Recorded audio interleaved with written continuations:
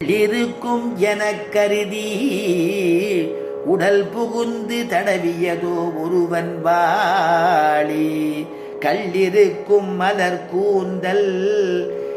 ஆச்சரியமான தேன் சொட்டக்கூடியதான மலர, உகந்ததான மலர, சுகந்தமான மலர, வாசனை உடையதான மலர சூட்டி இருக்கக்கூடிய பிராட்டி இருக்காளே சீதா பிராட்டி, சானகியை மனச்சிறையில் கவர் கறந்த காதல். அவன் மனசில் நினைச்சிட்டு இருந்தானே ராவணன், அவனுடைய இடத்துல அந்த இன்னும் அந்த உணர்வு இருக்கா, அந்த கெட்ட உணர்வு இருக்காங்கிறத அந்த பானம் தேடித்தான். அது இருந்ததுன்னா அதை முதல்ல பொசிக்கு விட்டு அப்புறமா இவனை வதம் பண்ணலாம்ங்கிறதுக்காக அது தேடித்தான். அதனால எள்ளிருக்கும் இடம், எள்ளிருக்கும் இடம் கூட இடம் இல்லாதபடிக்கு எள்ளிருக்கும் இடமின்றி உயிரிருக்கும் இடம் நாடி இடைத்தவாரோ, அப்படி எல்லா இடத்தையும் தேடுறதான். எல்லா இடத்தையும் தேடி அந்த தடவியதோ ஒருவன் வாழி அப்படின்னு. அப்ப பெருமாளுடைய கல்யாண குணம் என்னன்னா, ஒருத்தனுடைய விரோதத்துவத்தை, அந்த விரோத தன்மையை அழிக்கணும்னு பெருமாளுக்கு திருவுள்ளமே தவிர யாரையுமே விரோதியா பெருமாள் பார்க்கறது இல்லை. கீதையிலே சொல்றானே, சமோகம் சர்வபூதேஷு, எல்லாரும் எனக்கு ஒண்ணுதான் தானே சொல்றான். அதனால இப்படி ஒரு அந்த பானை அப்படி தேடித்து அப்படிங்கிறத ரொம்ப நன்னா கமநாட்டாழ்வான் அனுபவிக்கிறார். அப்புறம் இந்த மாதிரி வந்து விழுந்தாள் இல்லையாவ நிறைய ஆண்டாளும் சொல்றா. கம்மநாட்டாழ்வானே எங்கேருந்து பார்த்துருப்பாருன்னா இதுக்கு அர்த்தத்தை ஆண்டாள்கிட்டேருந்து பார்த்துருக்கணும். ஆண்டாள் சொல்றா, மாற்றாரை மாற்றழிக்க வல்லானை மாயனை பாடையிலோங்கிறா எல்லை இளங்கிலிய பாசுரத்தில்.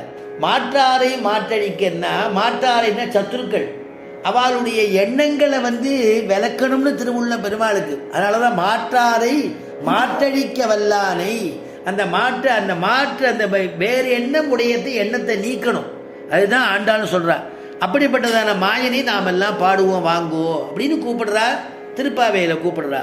அது மாதிரி இங்க மந்தோதரி விழுந்து பிரலாபிக்கிறா, பிரலாபிச்சு அழுது அழுது புலம்பரா. எப்பேற்பட்டவன் என்னுடையதான பர்த்தா ராவணன், அவனுக்கு சத்ருக்களே கிடையாதே. ஏன்னா எல்லாரும் நடுங்குவாளே, அதனால சத்ருக்கள் கிடையாது.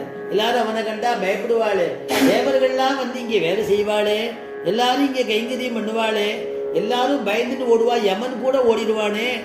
எல்லாரும் பயப்படும் பொழுது ஒரு மனுஷன் அடிச்சான்னு சொல்றாளே, மனுஷன் வந்து வதம் பண்ணிட்டான்னு சொல்றாளே, யார் அந்த மனிதன், யார் அந்த மனுஷன் அப்படின்னு வந்து சொல்லிட்டே இருக்கும் பொழுது அப்படி நிமிர்ந்து பார்க்கிறாள். ஆச்சரியமாக சக்கரவர்த்தி திருமகன் வந்து நிற்கிறாராங்க. ஏன்னா அப்படி ஒரு தரிசனமா அவனுக்கு. அதனால அவளுக்கு அந்த பாக்கியத்தை கொடுக்கிறான் பெருமாள். அதனால தமச பரமோதாதா சங்க சக்கர கதாதரஹா ஸ்ரீவத்ஸ பக்ஷாஹ நித்ய ஸ்ரீஹி அஜய்ய சாஸ்வதோ த்ருவஹா. தமச பரமோதாதா சங்க சக்கர கதாதரஹா. த்விபுஜத்தோட தான் யுத்தம் பண்ணிட்டு இருந்தான், 2 புஜத்தோட தான் யுத்தம் பண்ணிட்டு இருந்தான் ராமபிரான். இவனுக்கு தரிசனம் கொடுக்கணுங்கிறதுக்காக சதுர்புஜத்தோட வந்துட்டானா. சங்கு சக்கரத்தை தரிச்சுட்டா, சங்கு சக்கரத்தோட சேவை. அதை தவிர சாரணம் கையில வச்சிருக்கான், ஒரு அம்ப கையில வச்சிருக்கான், சஸ்திரத்தை கையில வச்சிருக்கான். அப்படி ஒரு தரிசனமா. தமச பரமோதாதா சங்க சக்கர கதாதரா ஸ்ரீவத்ஸவக்ஷாஹ நித்யஸ்ரீஹி அஜய்ய சாஸ்வதோ த்ருவஹ வ்யக்தமேஷ மகாயோகி பரமாத்மா சனாதனஹ அநாதிமத்ய நிதனோ மகதஹ பரமோ மகானே வ்யக்தமேஷ மகாயோகி. அவளை பார்த்துட்டு என் பர்த்தாவை வந்து கொன்னது இந்த மனுஷன்னு சொன்னாலே, சங்கு சக்கரதாரியா இருக்கிறாரே, தேவர்கள் போல இருக்கே, இவர் தேவர்களா, தேவர்கள் தலைவனா, யாரு இன்னாது தெரியலையே அப்படின்னு அப்படி பார்த்து அவளை தன்னறியாம கை கூப்புறாளாம். அவ அந்த மந்தோதரி பிரலாபிக்கிறாளே அவ. அதான் அன்னைக்கே அந்த ஸ்லோகத்தை அனுபவிச்சோமே.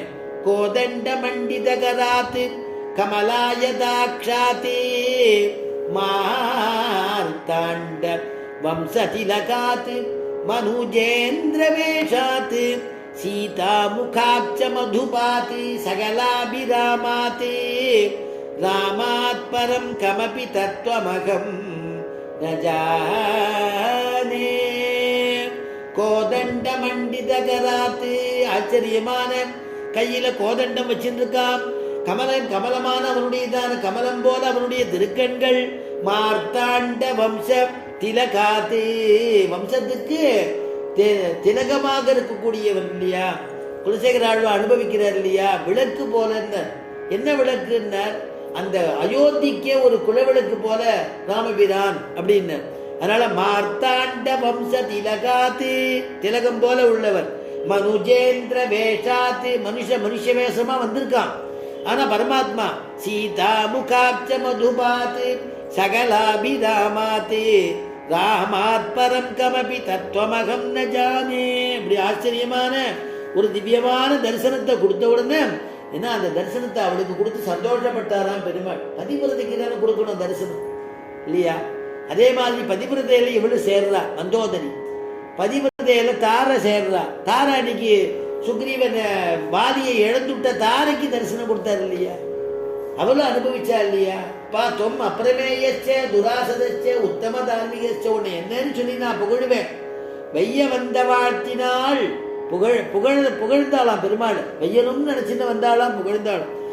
அந்த மாதிரி அப்படி ஒரு இழந்துட்டா இல்லையா, அதனால பெருமாள் இப்படி அனுகிரகம் பண்றாராம். அதே மாதிரி தான் தேவகிக்கு 6 குழந்தைய இழந்தா. 7வது குழந்தைய சங்கர்ஷணன்னு பேரு. அந்த குழந்தைய பெருமாள் விஷ்ணு மாயை சொல்லி அந்த குழந்தைய கருவா உண்டாயிருக்கும் பொழுதே அந்த கருவை எடுத்துக்கொண்டு போய் ரோகிணி கர்ப்பத்தில் சேர்த்துடுன்றார்.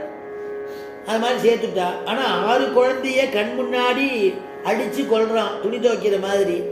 அந்த மாதிரி அடிச்சு கொண்ட அவளுக்கு பெத்த வயிற்றுக்கு எப்படி இருக்கும்.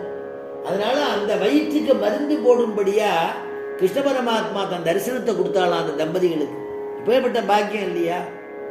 மக்கள் அறுவரை கல்லிடை மோத இழந்தவள் தன் வயிற்று